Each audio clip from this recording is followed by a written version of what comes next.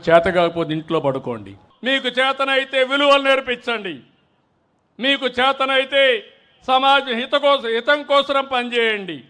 ఆదాయం పెంచండి. ఆరోగ్యాన్ని పెంచడానికి పనిచేయండి. లేకపోతే చేత కాకపోతే ఇంట్లో పడుకోండి. పిల్లలకు నేరాలు నేర్పించండి. రౌడీజం నేర్పించద్దండి. ఇది మంచి పద్ధతి కాదని కూడా హెచ్చరిస్తున్నా. నేను చాలా ఏళ్ళు చూసా. ఒకసారి నేనే మోసపోయా.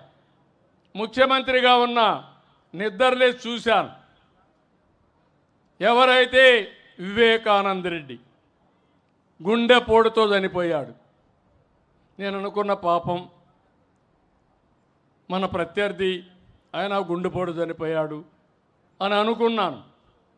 అనుకుంటే అది గుండెపోటు కాదు, గొడ్డలి వేటు. తర్వాత తెలుసుకోవడానికి చాలా సమయం పట్టింది నాకు. అంటే ఒక ముఖ్యమంత్రినే మోసం చేయగలుగుతున్నారంటే మీరొక లెక్క అని మిమ్మల్ని అడుగుతున్నా.